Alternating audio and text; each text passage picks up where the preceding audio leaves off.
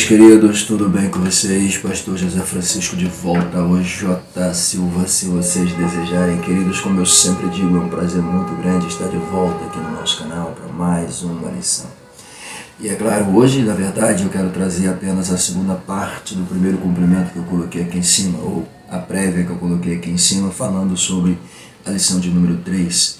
Nós entramos dentro da lição e paramos na última descrição no plano de aula do autor, e quando iríamos entrar dentro da introdução da lição com toda a propriedade, ela ficou muito extensa. Eu acabei dividindo ela em duas partes e me comprometi em trazer a segunda parte, pois é justamente o que eu vou fazer aqui agora. Tá? Essa segunda parte é a prévia parte 2 da lição de número 3. Essa lição ela está alocada no nosso canal EBD Adelve. Ela foi ministrada pelo presbítero Felipe, então ela está completa lá por ele. E também tivemos a oportunidade de fazer uma gravação ao vivo no mesmo canal, então você vai ter a oportunidade de assistir as duas lições, caso você venha desejar fazer isso, tá? Porque ele colocou a lição completa, só que o tempo, para mim, ele não foi viável, então não deu para eu terminar, então eu tive que concluir ela antes de chegarmos a alguns pontos. Assim como aconteceu aqui com a primeira parte, e agora eu vou estar completando a segunda. Na verdade, o que eu vou estar colocando aqui é somente complementos, né? Para dar aquela base do conteúdo das lições, que com certeza uma ou outra sempre puxa alguma coisa. Nessa lição aqui mesmo, o autor no primeiro tópico ele faz uma abordagem, e para deixar essa abordagem mais clara, mais lúcida, nós fizemos aquele apanhado desde a primeira lição. E é claro, então automaticamente percebe-se que por meio disto, essas lições sempre, na maioria das vezes, claro, vai estar sempre precisando que você faça essa recapitulação. Então isso é muito importante. Por quê, pastor? Porque dentro desse conteúdo de 13 lições apresentadas, nós estamos estudando o livro do profeta Ezequiel, ou o papel pelo qual ele foi chamado a executar segundo a ordem divina. Pois é, então é um livro que merece muita nossa atenção. Vimos também na primeira lição que o mesmo se divide em 3 partes. Mas antes da gente começar aqui a falar sobre isso, meus agradecimentos, claro, aos nossos amigos que nos acompanham aqui no nosso canal. Tá? Muito obrigado, a companhia de vocês me fortalece, sempre digo isso, né? Mas é uma verdade, a companhia de vocês me fortalece, me deixa alegre, mas quem fortalece o canal literalmente é aquele seu like, pois é, esse daí fortalece o canal com toda a propriedade. O canal fica mais bonito ainda quando você se inscreve e vem fazer parte da família, pois é, isso é muito bom. Então já fica aqui o pedido clássico, né? Deixa o seu like, se inscreva, acione o sininho, fique conosco, vai ser um prazer ter a tua companhia aqui comigo sempre. Uma coisa importante também, nós estamos estudando essa possibilidade. O canal EBD Adelve também está cheio de novidades, é uma coisa linda demais. E o nosso canal também está começando a entrar dentro desse quesito, né, de novidade. Por quê? Durante um bom tempo eu venho alocando aqui lições bíblicas com toda a propriedade. Tá? Antes era somente eu o tempo todo, mas depois veio o pastor Ricardo, me deu aquela folga, e agora eu estou praticamente tendo uma folga muito maior, porque o canal EBD Adelve agora conta com o auxílio de outros professores que estão aí fazendo suas videoaulas e nos ajudando com toda a propriedade. Claro, sobra um tempo maior para eu dar um pouquinho de atenção aos nossos amigos que nos acompanham aqui no nosso canal pessoal, canal Pastor J. Silva. E qual é a novidade, pastor? Bom, nós estamos estudando a possibilidade de colocar aqui também não somente as lições bíblicas, mas lições diretamente do nosso seminário, ok? Vamos tentar trazer para cá lições do nosso seminário. Ou seja, assim os nossos alunos, tanto da EBD Adelve, nossos amigos que nos acompanham de outros ministérios, nossos amigos pastores, missionários, evangelistas, que nos acompanham de outro ministério, vai ter também a oportunidade de acompanhar nossas lições dentro do seminário IBADELVE. E aproveito, já fica aqui aquele convite, né? Se você quiser estudar conosco dentro do nosso seminário IBADELVE, tá? Novos Horizontes aguarda você aqui na rua Lins de Vasconcelos 394. Vai ser um prazer ter a tua presença aqui em sala de aula e, é claro, Fique à vontade, eu vou deixar os contatos aqui, você pode acionar se desejar e vai ser um prazer ter você conosco, tá bom? Pois bem, este que vos fala, pela misericórdia, é o diretor do seminário e também dirige o departamento de ensino do nosso ministério. Mas o reitor do nosso seminário é o nosso pastor-presidente, pastor José Carlos dos Santos. Pois é, então vai ser um prazer, como já disse, ter você conosco. Fique à vontade, não esqueça o like, tá? Por favor, ele é importante. Bom, queridos, vamos lá. Eu disse que nós estamos aqui com a obrigação, claro, a missão também de falar da segunda parte da lição. Pois é, como eu disse para vocês, eu fui trabalhando o assunto, parei no plano de aula e agora a gente vai falar nessa segunda parte dentro da introdução. A introdução do autor, veja como é que ela está. Ele diz aqui que a literatura apocalíptica se caracteriza pela presença de símbolos, sonhos e visões. Veja bem, ele diz a literatura apocalíptica. Pastor, o que foi? A gente está estudando o livro do profeta Ezequiel. O que esse assunto tem a ver? Tudo.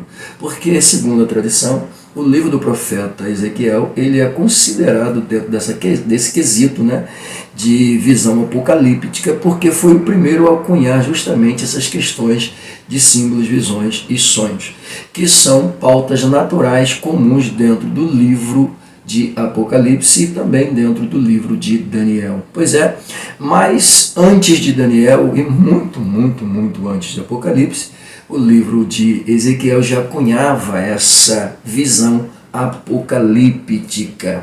O autor traz para a gente aí dentro dessa introdução, você pode dar uma olhada e ver que o que eu estou falando literalmente está embasado, está dentro do assunto dele. Porém, eu coloquei do lado uma pauta dizendo, segundo o autor, pegando todo o apanhado dele aqui, nós colocamos, segundo o autor, tá? O livro do profeta Ezequiel é um livro clássico, caracterizado pelos símbolos, sonhos e visões com toda a propriedade. Mais especificamente as visões, tá? E os símbolos com toda a evidência. Dentro de um contexto apocalíptico, essas visões e sonhos são apresentados, mais precisamente, como já disse, tá? Símbolos e visões dentro de um contexto apocalíptico, nos moldes, literalmente, como ele fala aqui, do livro de Apocalipse. Pois é, bom, nós colocamos mais ainda, como o livro pode ser dividido em 3 partes para uma melhor compreensão, é possível ver dentro do contexto do mesmo, observe isso, dentro do contexto do mesmo, desde seu primeiro capítulo, capítulo de número 1, ao capítulo 48, uma linguagem profunda. Olha o que eu disse, uma linguagem profunda. E mais, e tal linguagem em um modo aplicacional, isso é muito importante, tá? Em um modo aplicacional, mostra o resultado da rebeldia e da desobediência de um povo. Pega isso aqui, de um povo, nos servindo, tá, de alerta e nos revelando mais um ato da soberania de Deus. Tá? Como vocês podem ver, nós extraímos isso aqui do argumento do autor, mas tem ainda dentro da introdução uma pauta que eu não posso deixar passar. Qual, pastor?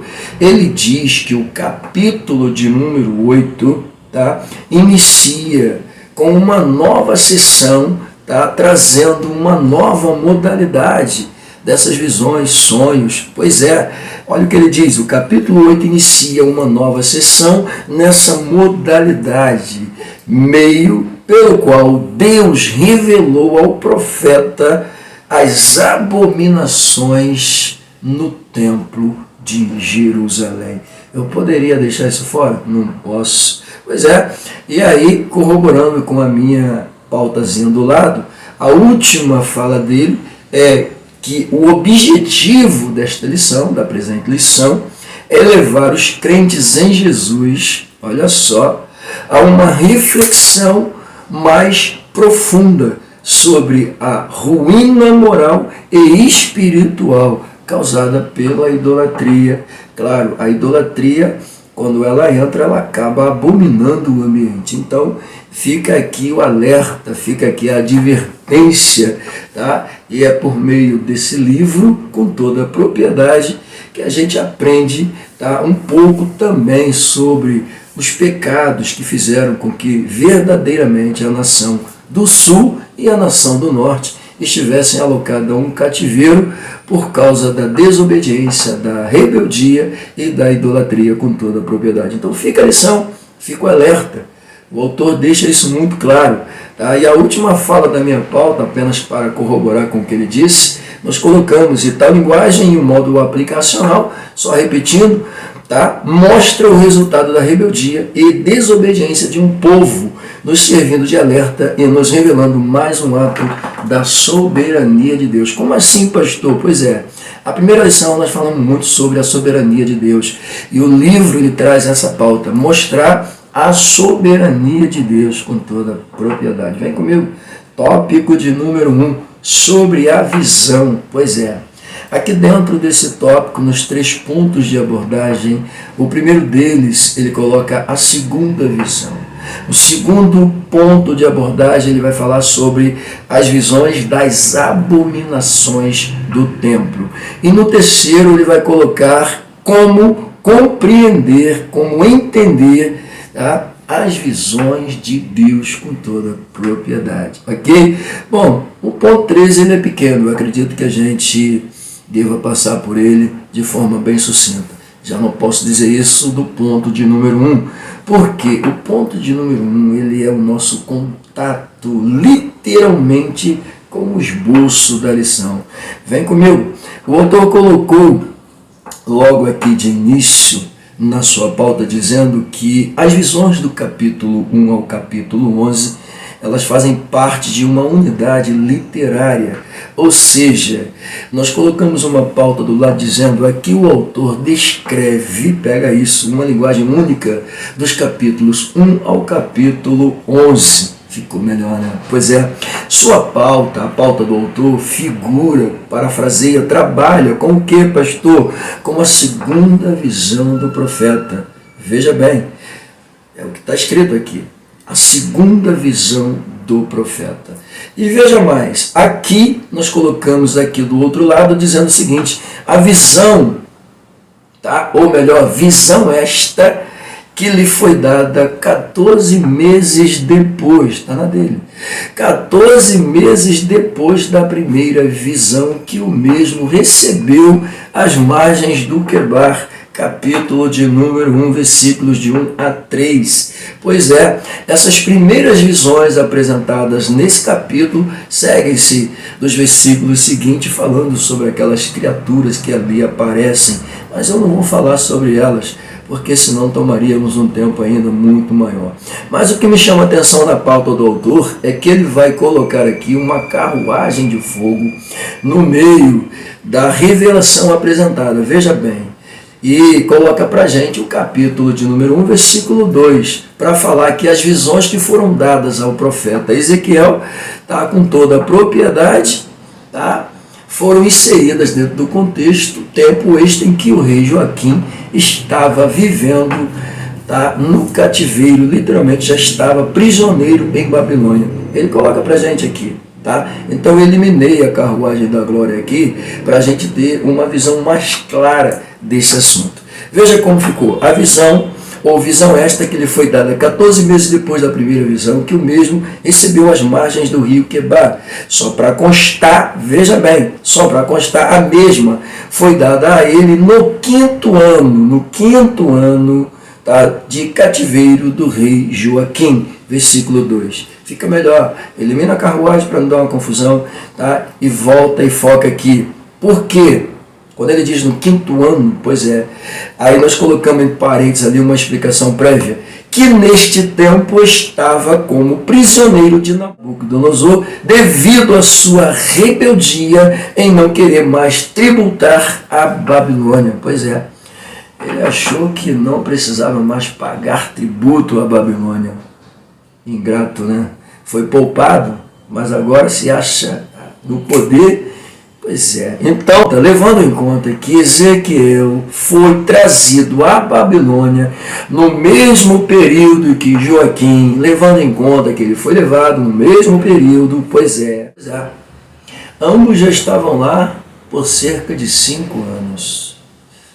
Pois bem, se eu falar que ele profetizou no ano 593, eu vou dizer que Ezequiel provavelmente veio depois de Joaquim. Mas se eu colocar que ambos vieram juntos, então automaticamente as profecias de Ezequiel serão alocadas ao ano 592, para me dar uma base mais concreta dos mesmos já estando em terras caldeias por cerca de 5 anos, tanto ele quanto o rei prisioneiro. Pois é, isso aqui merece uma atenção, traz um traço histórico para a gente falar sobre essa questão. Mas deixa eu continuar a pauta aqui. Pois é, eu falei sobre isso na lição ao vivo. Dá uma passadinha lá, tá bom? Pois bem, então ambos já estavam em terras caldeias por cerca de 5 anos. Se a primeira visão, pega isso aqui, se a primeira visão marca o chamado de Ezequiel, então mesmo começou a ser canal profético de Deus. Depois, aí eu coloquei entre mais ou menos entre 4 a 5 anos, tá? Para a gente ter uma margem de tempo exato. Mas precisamente 5 anos, porque ele declara aqui no 5º ano do reinado de Joaquim, então automaticamente levou 5 anos. Mas eu coloquei aqui imaginando entre 4 a 5, para a gente eliminar aquela margem de erro de mais ou menos 1 ano desses tempos abordados aqui. Pois bem, continuando aqui, tá? Os mesmos já estavam por cerca de 5 anos dentro de Babilônia. E colocamos então aí, então ele começa a profetizar para eu dizer que é 5 anos exatos no ano 592. Pois bem, isso aí fica por conta de quem gosta desse cunho de datas, né? Bom, essa foi a prévia que eu coloquei. A do autor continua, porque eu preciso falar da segunda visão, já que é a pauta dele e não da primeira. Ou seja, depois desse 1 ano e 2 meses, tá, o profeta Ezequiel vai receber a segunda visão, tá? E a segunda visão, ela está pautada justamente aonde?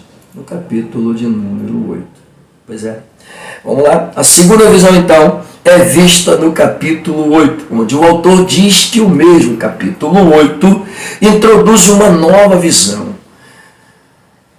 Como isso se deu 14 meses depois da primeira, significa que esta ocorreu 1 ano depois, 1 ano e 2 meses depois da primeira. O profeta mesmo descreve dizendo que foi no 6º ano, ok? Isso aqui está pautado na Bíblia. Então, o mesmo profeta descreve que essa segunda visão deu-se no 6º ano, tempo em que eles já estavam dentro de Babilônia. Ok? Importante frisar também, queridos, que essa visão não foi da glória de Deus. O autor coloca isso na sua pauta. Claro que não foi. Tá? A leitura é clássica, ela é categórica, ela mostra o motivo pelo qual a visão veio. Então não é visão de glória. Visão de glória é no primeiro contato. Ok? Pois é, mas sim, uma visão de abominações, pecados praticados, tá, pelo povo dentro do templo. E, obviamente, também fora do templo, né? Com certeza. Pois bem, como assegura o autor, tá? Como assegura o autor, veja, o que justifica, diz o autor, a razão da ira divina sobre os moradores de Jerusalém, viu? Pois é, se você adora ídolos dentro do templo, se você pratica idolatria dentro do templo, obviamente você pratica fora, não tem jeito. Então a ira não é só para quem está dentro do templo, tá? É para o templo, para quem está dentro do templo, e o povo que estava fora do templo sendo induzido a praticar a idolatria. Então, o juízo de Deus aqui é para Jerusalém. Pegou? Pois é, isso é muito importante. Tá? Então, essa pauta aqui não pode passar desapercebida. Quando o autor, senhoras e senhores, diz que esta data é importante, é porque mostra que a cidade e o templo ainda não haviam sido destruídos. Isso aqui é um ponto muito importante, tá? Porque, pastor, aquelas datas, tá? 605, 597, 586, essas datas que alguns resolvem colocar como o tempo em que o povo é levado para Israel, tá? Ela perde um pouco do sentido quando eu coloco o templo e coloco o profeta Ezequiel profetizando com o templo ainda de pé, com a cidade ainda de pé. Isso entra em contradição. Por quê, pastor?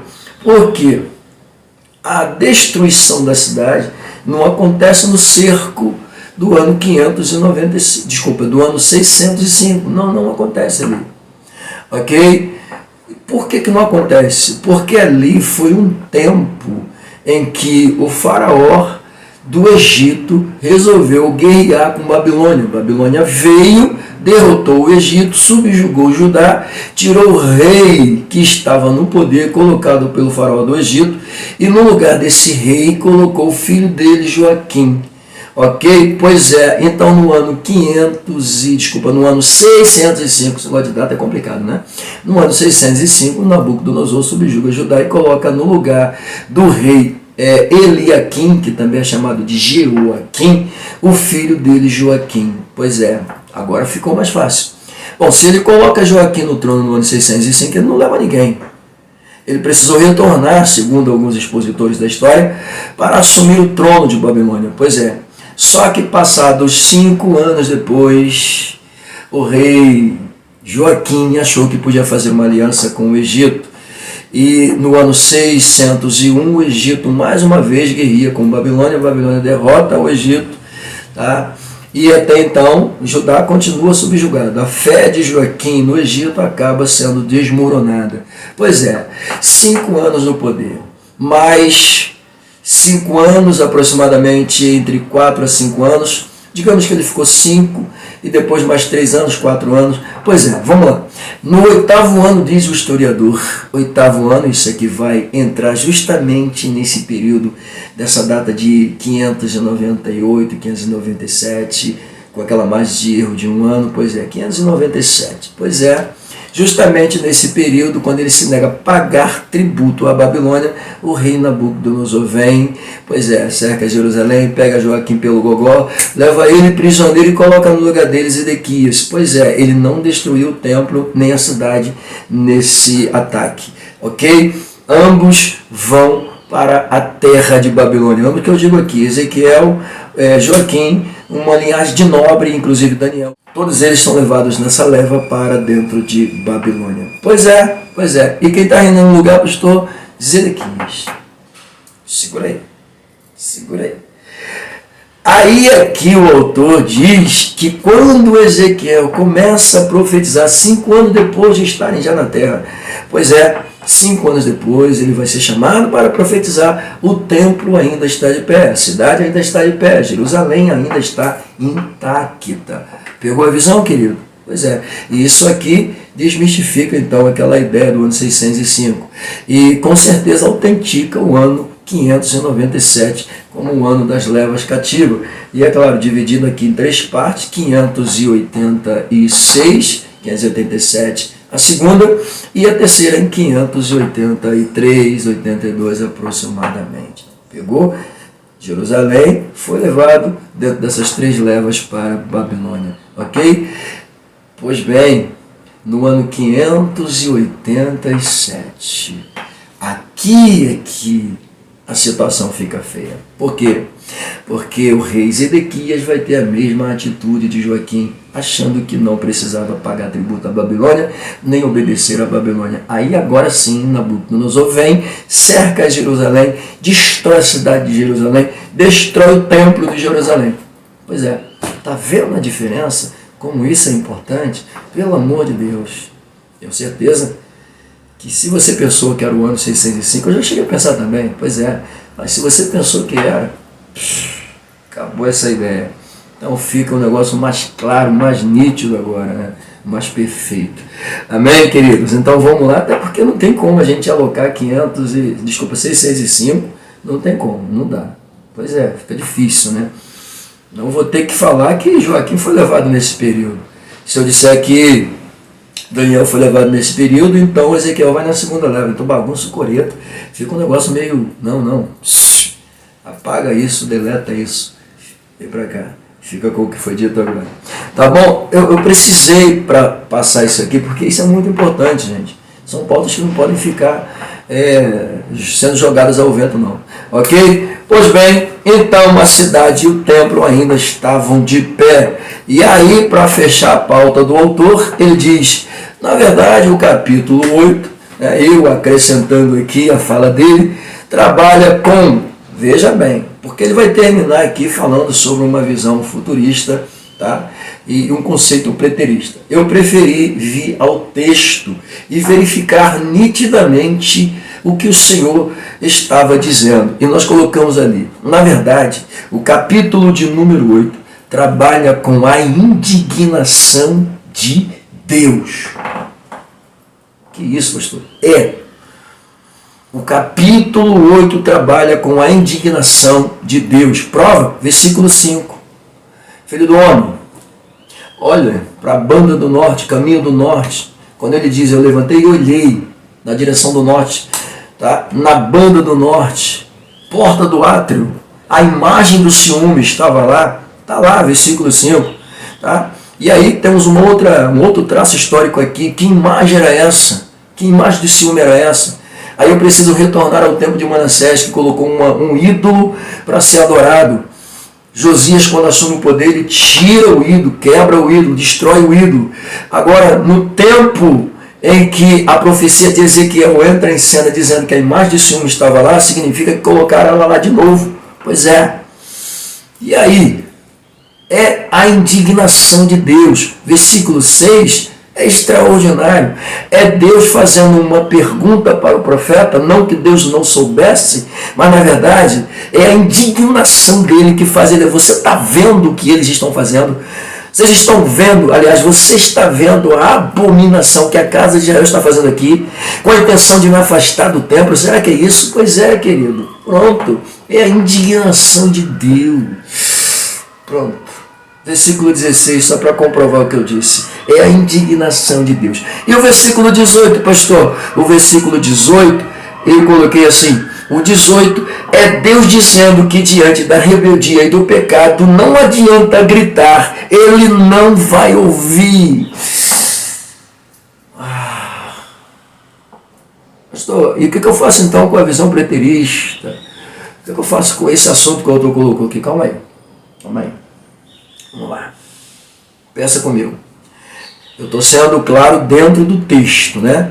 Vamos lá. Aí, claro, que dentro dessa visão futurista, pega isso aqui, quando o autor aborda isso, este que vos fala, posso parafrasear o que vai acontecer em Apocalipse, ou nos finais dos tempos. O mundo, veja bem, quando o mundo estiver sendo julgado pelo Senhor por conta da tão grande rebeldia das nações. Nesse período não adianta gritar, não adianta chorar, não adianta espernear, não adianta nada. O juízo de Deus virá. Essa é a pauta que eu posso trazer para o tempo presente do profeta, porque Deus vai dizer para eles, não adianta gritar, eu não vou afastar o meu olhar de vocês, o pecado de vocês vai estar diante de vocês, ou seja, a culpa de vocês, as abominações, a idolatria, tudo que vocês fizeram vai estar diante de vocês, acusando vocês, condenando vocês, e eu não vou aliviar se não houver arrependimento, se não houver confissão, se não houver entrega. Pois é, o reflexo se repete através da história, alcunha o tempo até os dias atuais com toda a propriedade. E aí? Pega a visão, querido. Tem muita gente pensando que, não, é? Bom, aí eu posso terminar, né, essa primeira apresentação. Eu disse que talvez ela não ficasse tão pequena. Mas vamos para a segunda. As visões das abominações do templo. Aqui, com toda a propriedade, o autor vai tratar sobre as visões literalmente. Só que ele começa a sua pauta dizendo que a visão do capítulo 8, ela é diferente, até mesmo do restante das profecias alcunhadas pelo mesmo profeta Ezequiel e, é claro, de outros profetas dentro da Bíblia do Antigo Testamento, com toda a propriedade. Então ela diferencia-se, tá, de todos eles e até mesmo das novas que serão seguidas do capítulo 9 em diante. Difere por quê, pastor? Pois é o autor que está dizendo.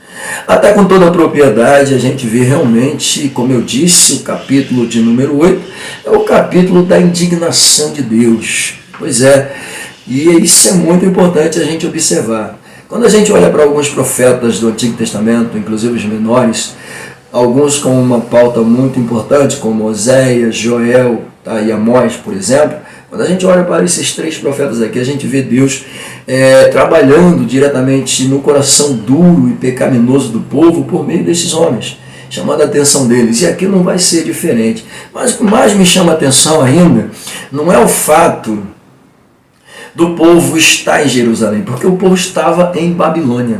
É isso aqui que me chama a atenção. Isso aqui me chama a atenção. E para Ezequiel, que estava em Babilônia, ter visão tão nítidas do templo, significa uma coisa: ele foi levado, conduzido. Está escrito, capítulo 8, versículo 1 em diante está escrito, o anjo, né? Não é nem o anjo, é a mão do Senhor. Até porque ele fala de um ser que não dá para você descrever a forma desse ser. Ele tem uma visão vendo aquele personagem. Depois que ele avista aquele personagem, ele percebe uma mão grande pegando ele, levando para o alto.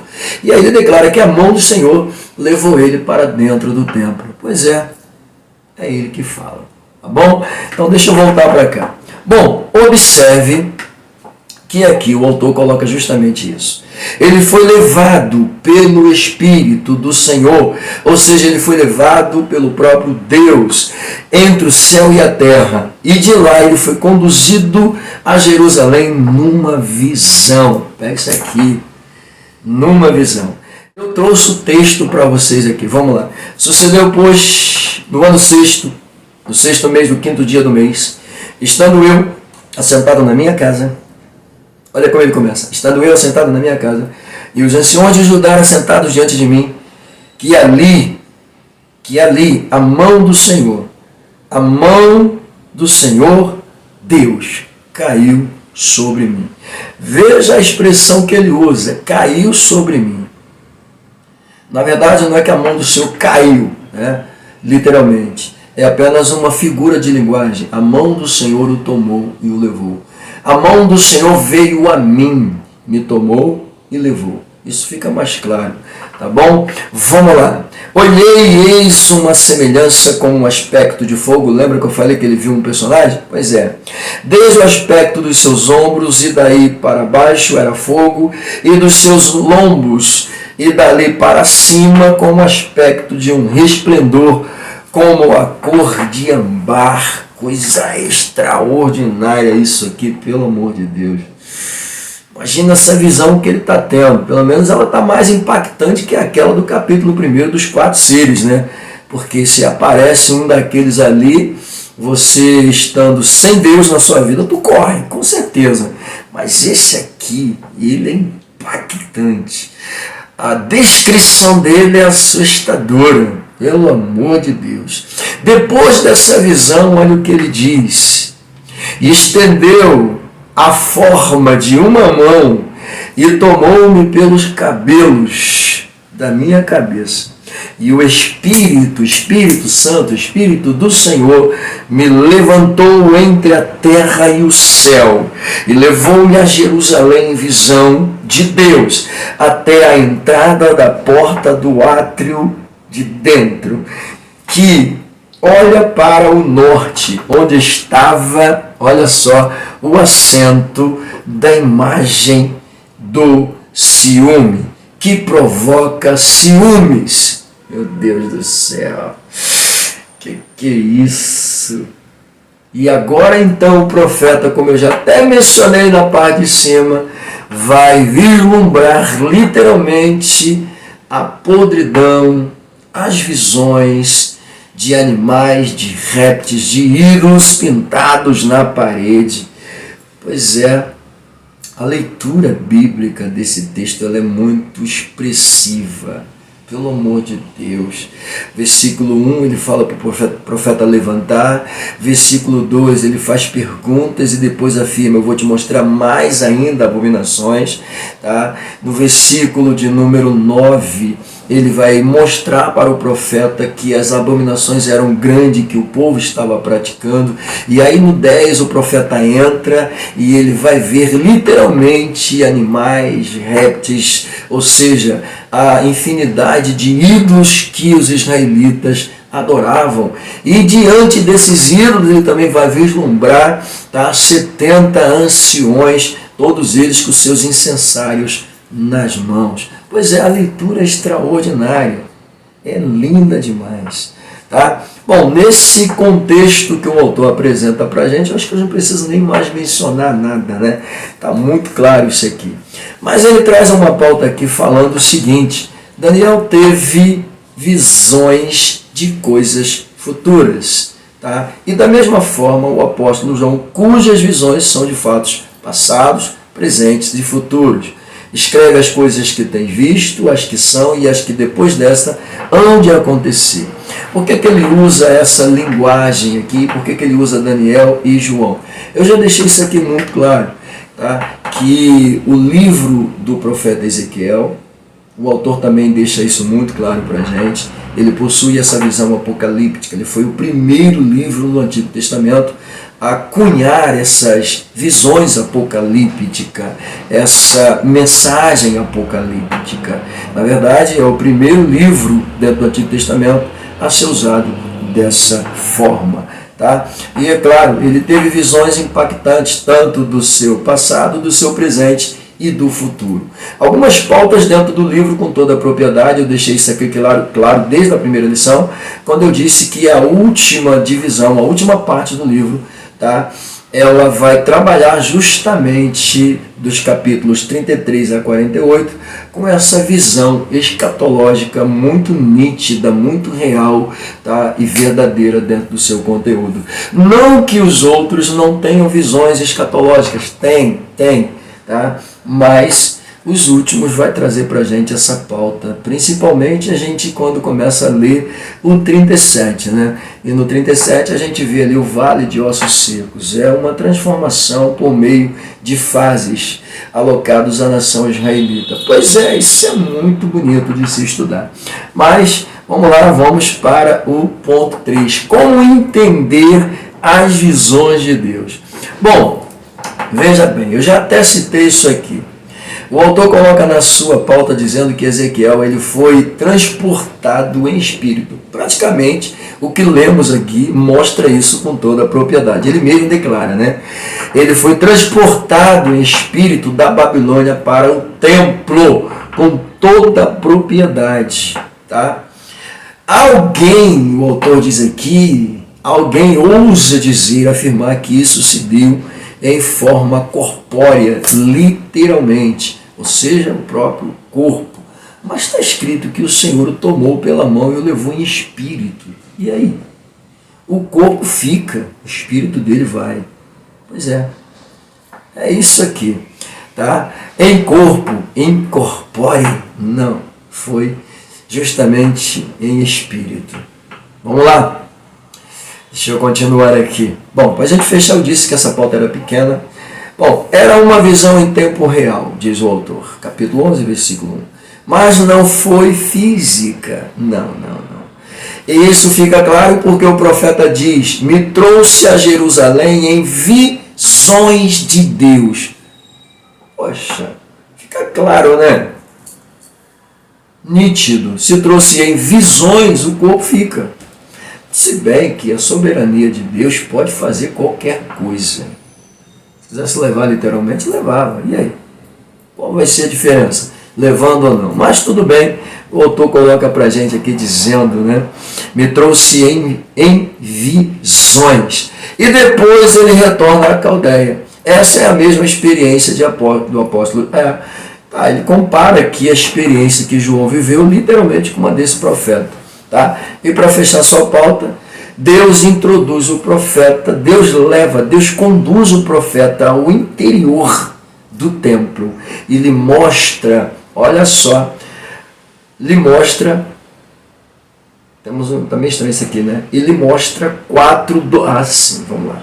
Ele mostra 4 dos oficiais da casa de Deus e algumas mulheres praticando o mais baixo grau de idolatria, razão pela qual a sua destruição se torna inevitável. Veja bem, lembrando que o profeta está tendo essas revelações, o templo ainda está de pé, ok? Jerusalém também está de pé. Eu já disse aqui, volto a dizer apenas para corroborar. Por quê, pastor? O templo vai ser destruído em 586, 587 aproximadamente, por conta da rebeldia de Zedequias, que se nega a pagar tributo à Babilônia. Então, é nesse período que o templo é destruído, Jerusalém é destruída. Então, com toda a propriedade, tá? Desde o período em que Joaquim assumiu, em 605, passando pelo tempo de rebeldia, entrando dentro do ano 597, onde ele é conduzido para Babilônia juntamente com a linhagem de Nobre, inclusive o profeta Ezequiel, passando esse período de 5 anos lá dentro, quem fica no lugar é Zedequias. Já disse isso aqui, estou apenas trazendo para relembrar. Tá? Então, está tudo em pé, só vai ser destruído no ano 586 ou 7, se vocês preferirem. Tá bom? Então, isso aqui, e é claro, o autor diz que a destruição é inevitável. Lembrando que nessa pauta o profeta é transportado de Babilônia. Aí, como disse aqui o autor, alguns dizem em corpo. Se é em corpo, se é em espírito, ele foi transportado. Isso é fato. Deus levou ele, mostrou as abominações, mostrou a pecaminosidade. A gente vai falar muito ainda sobre isso. E, é claro, com toda a propriedade, isso aqui apenas autentica e corrobora com o assunto dessas pautas. Vamos para o tópico de número 2, porque senão não sai daí. Vamos lá, sobre as abominações, parte 1. Nós temos então aqui mais uma pauta sobre aquela imagem citada do ciúme. Tá? O termo ciúme, segundo o autor do hebraico, é kinar, que significa zelo, ciúme ardente, ira. Coisa forte isso aqui, né? Pelo amor de Deus. Essa imagem semel, tá? Essa imagem semel, ele diz semel, em hebraico, aí com toda a propriedade, parafraseia a imagem ídolo, que muitos expositores do Antigo Testamento identificam como Azera. Essa imagem, tá? Essa figura é identificada às vezes por alguns estudiosos como Azera ou Azerá. Ok, fique à vontade. Deusa também conhecida como poste ídolo. Pois é, vocês lembram do episódio de Elias no Monte Carmelo, com os 400 profetas de Baal? Pois é, nós temos aqui esse exemplo. E, enquanto isso, a Jezabel tinha lá os seus poste-ídolos, tá? Da deusa Azera com eles. Mais 400 profetas, né? 450 lá em cima, 400. Olha quantos profetas Elias teve que enfrentar, né? 450 foi com ele lá em cima. E lá embaixo os outros também pagaram a cota por estar contaminando o povo com a idolatria. Mas isso é só para a gente alcunhar aqui essa descrição. Se era Azera, eu não sei. Alguns dizem que era. Bom, se você quiser afirmar que era, eu não vou brigar com você. Tá bom? Mas a imagem do ciúme estava lá. Ok? Fazia parte desse pacote. Bom, ele aqui traz aquela alcunha que eu já até mencionei. Lembra que eu falei de Manassés e Josias? Pois é, ele traz para a gente aqui. Dizendo que o rei Manassés pôs no templo de Jerusalém imagem de madeira de Azera. tá? É por causa disso aqui que alguns dizem que o ídolo colocado de volta lá era Azera, tá bom? 2 Reis, capítulo 21, versículos 3 e 7.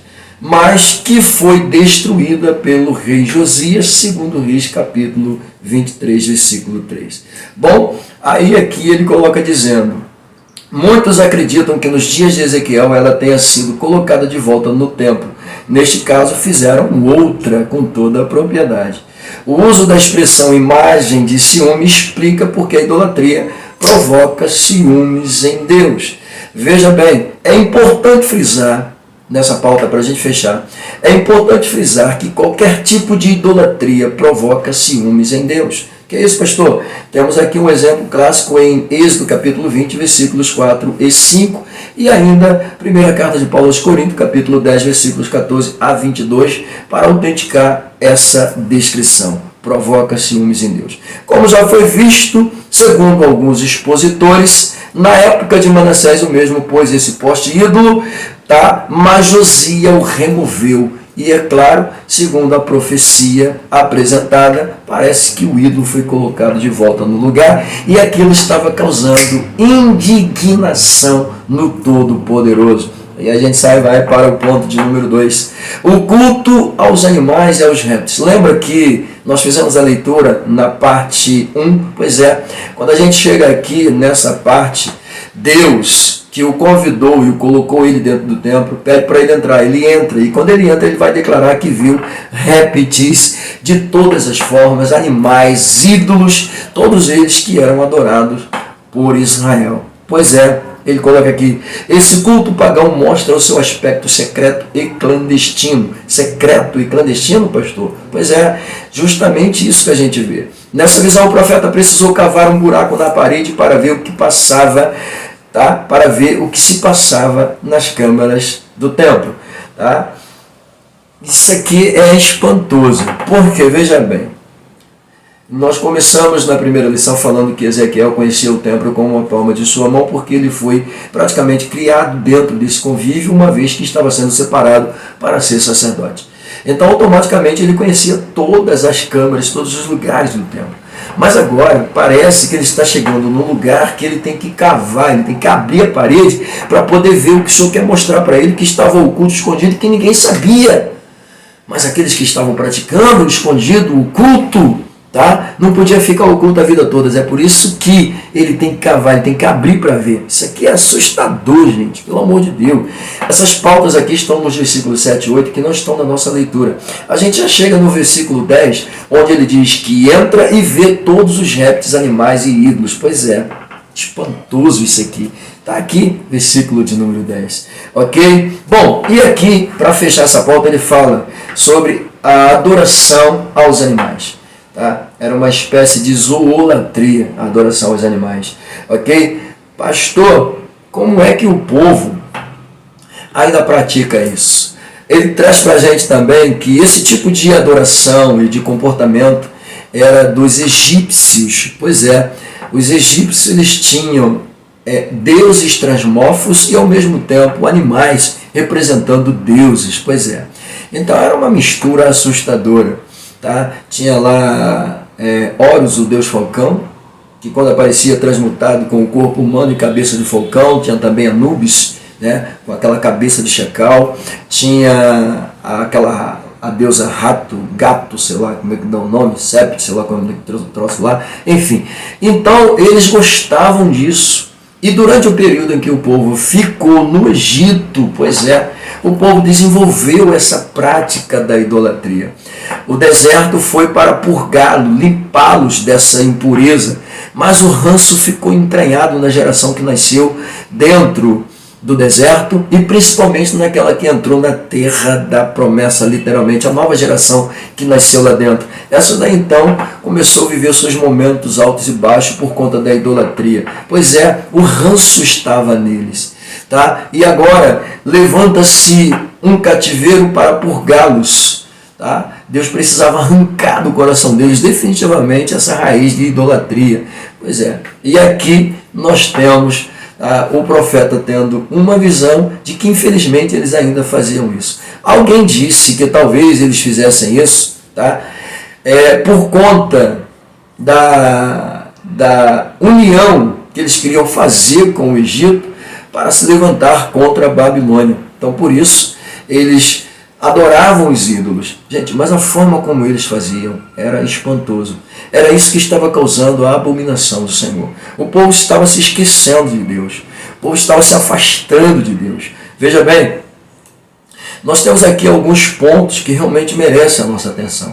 Por isso que eu falei para você, tá? Eu ia tratar sobre esses tópicos, mas na parte 1 eu já falei sobre isso com toda a propriedade, ok? Falei dos 70 anciões, falei das mulheres que estavam chorando pelo Deus Tamuz. Pois é, isso aqui é muito importante. Deixa eu terminar isso aqui, vamos para o ponto 3. Os 70 anciões, pois é, aqueles elementos que depois que ele vislumbra os répteis, animais e ídolos, ele também vai contemplar 70 anciões. Pois é, dentre esses 70 anciões, ele faz até aquela separação, tá, de Jazanias. E a gente vai falar um pouquinho sobre Jazanias aqui, mas deixa eu pegar a pauta dele. Ele diz aqui que os anciões em hebraico, tá?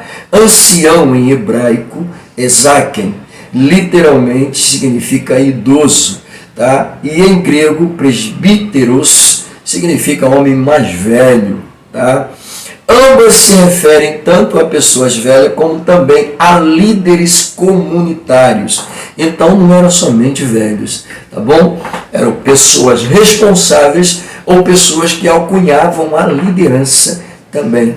Eram chamados de presbíteros, tá? Pois é, com toda a evidência. Isso no grego, né? Porque no hebraico é zaken, é literalmente idoso. Literalmente idoso. Imagina se eu chamar um presbítero aí com seus 25 anos, 30 anos, chamar ele de idoso. O negócio vai ficar meio estranho, né? Mas tudo bem. Mas a expressiva grega dá um alívio, né? Tanto o homem mais velho como também aqueles que lideram, que não precisam necessariamente serem homens mais velhos, tá? Nem idosos. Falou? Aliviou, né? Pois bem, o termo é usado ainda para príncipes, aí ficou melhor ainda, né? E líderes nas comunidades cristãs. Pronto. Isso aqui das comunidades cristãs é muito comum, né? Pois é. Não se tem informação detalhada sobre 70 homens dos anciãos da casa de Israel. E nada há nas escrituras que indique ser uma referência ao Sinédrio. Bom, não sei se alguém resolveu dizer que era o Sinédrio, né? Porque o texto, a apresentação, não aponta para essa ideia. Até porque eles tinham nas mãos incensários. E subtende-se que eles estavam ali adorando aquelas imagens, referenciando as imagens. Então, fica estranho. Mas, quanto a Jezania, diz o autor, filho de Safã, aí aqui sim ele diz o seguinte: há pelo menos 4 personagens com esse nome no Antigo Testamento. Tá? Parece que Safã, nessa passagem, é o mesmo escrivão do rei Josias. Alguns estudiosos veem motivo suficiente para distinguir esse Safã do escrivão.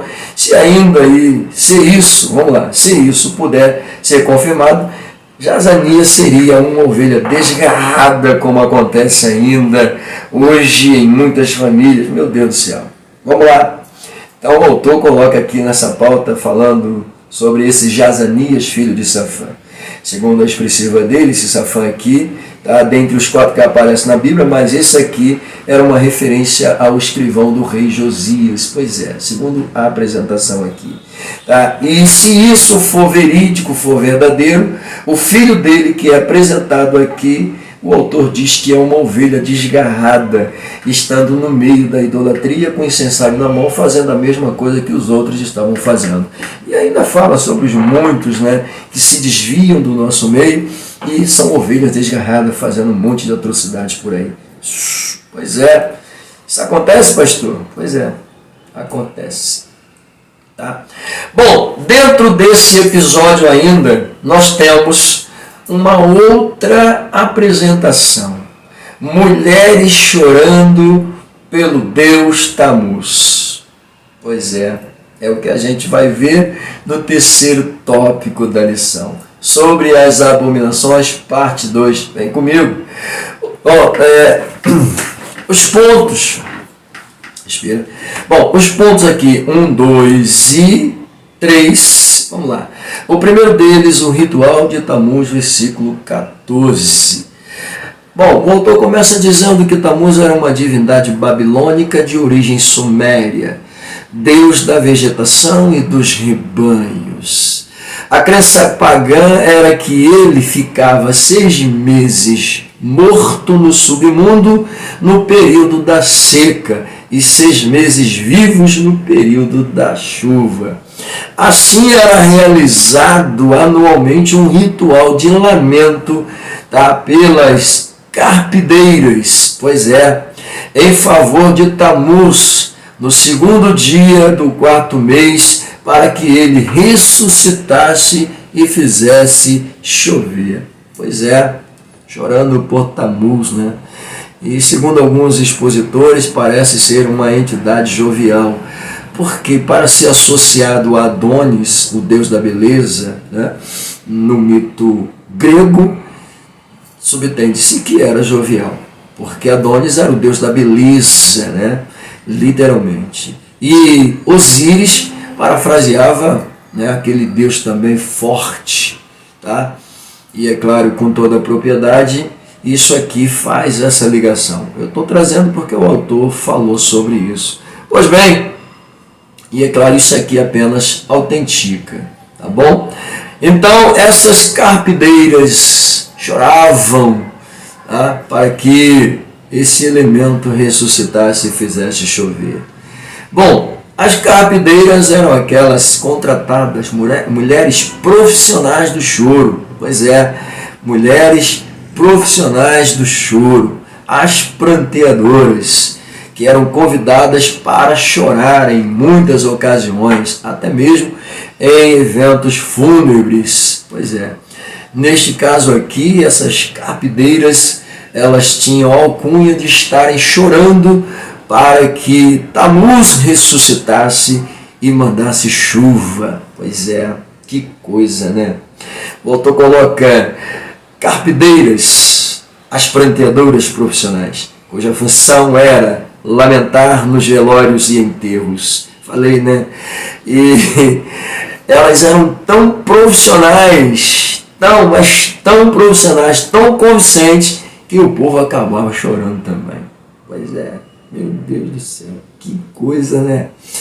Jesus, tem aí umas referências bíblicas aí adversas falando sobre elas, fiquem à vontade para vasculhar e trazer uma alcunha muito mais convincente do que esta que eu estou apresentando para vocês. Vamos lá, o autor diz parecer ali um sincretismo religioso. Bom, essa parte aqui é muito importante, tá?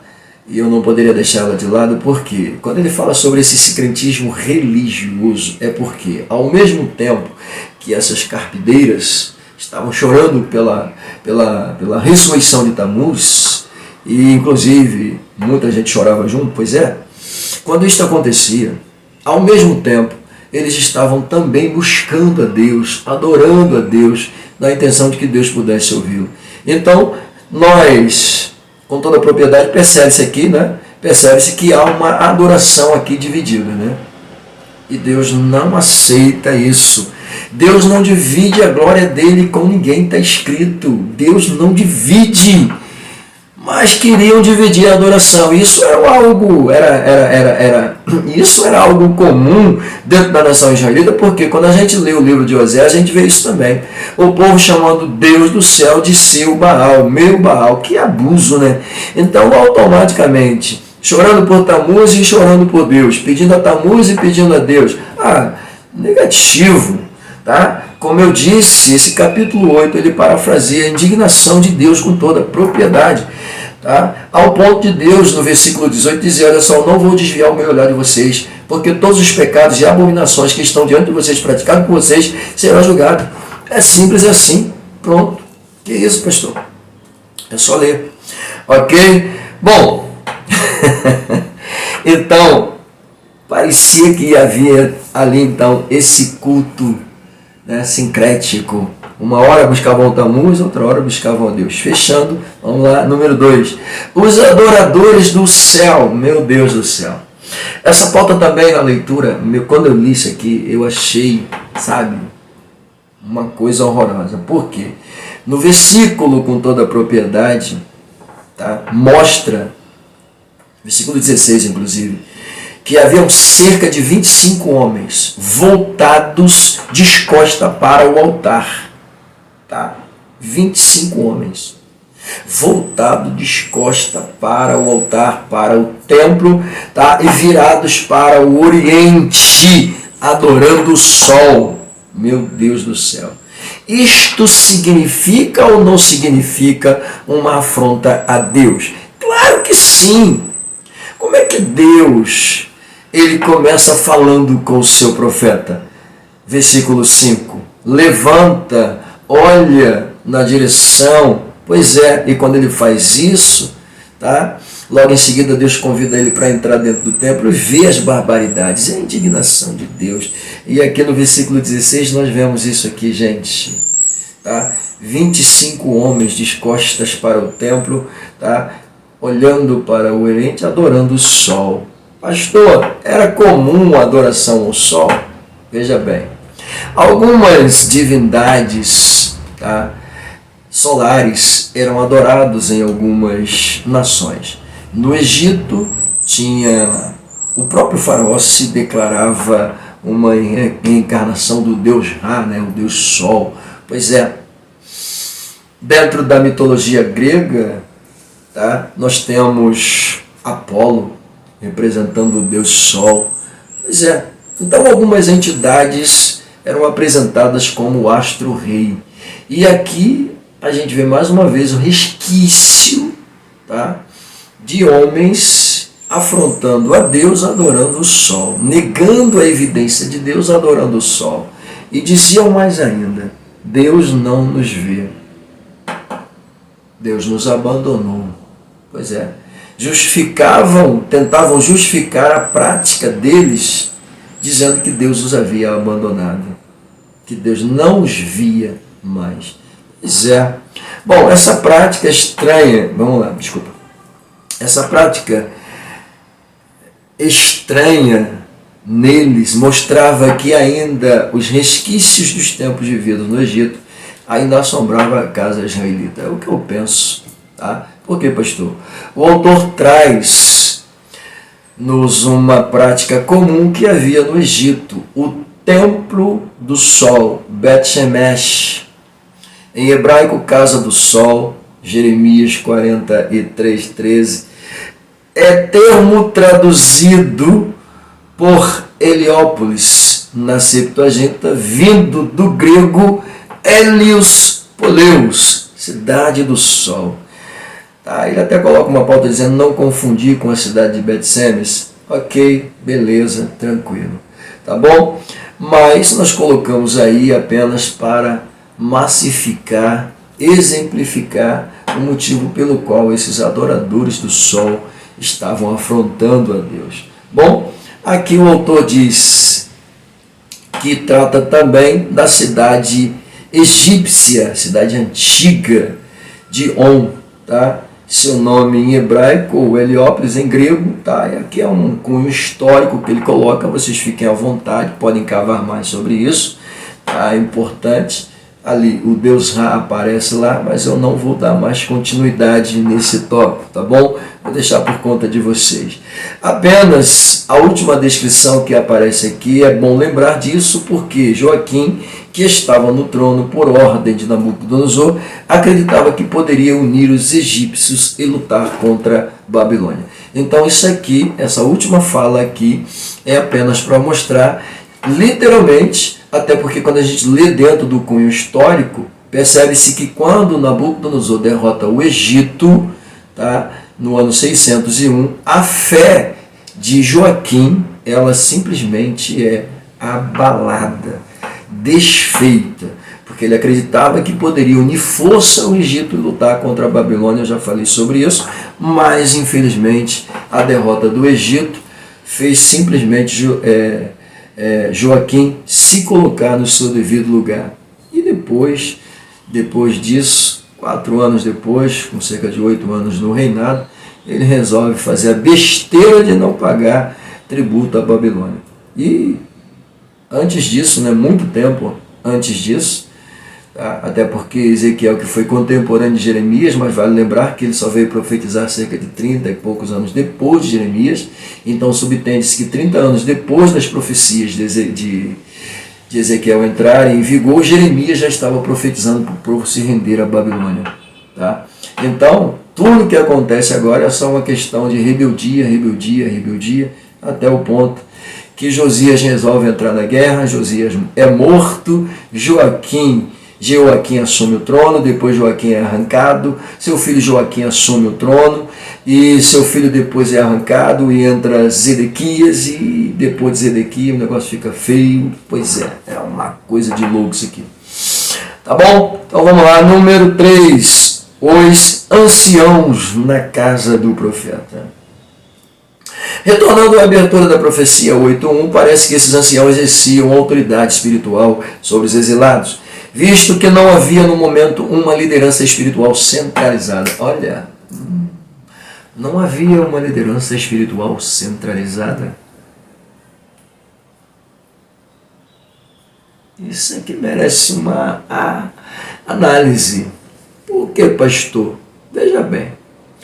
Quando a Síria leva Israel para dentro de seus domínios, o ministério sacerdotal lá não acabou, não. Tanto é que o povo que foi alocado na terra tiveram um problema. E eles achavam que o Deus da terra estava com ira deles. E eles precisavam conhecer sobre a doutrina, a teologia, o conhecimento sobre o Deus daquela terra para poder tratar com eles. E o rei da Síria manda quem? Manda justamente aqueles que detinham conhecimento da lei, do sacerdócio, dos rituais, para ensinar para eles. Então, não é que eles não tinham auxílio espiritual.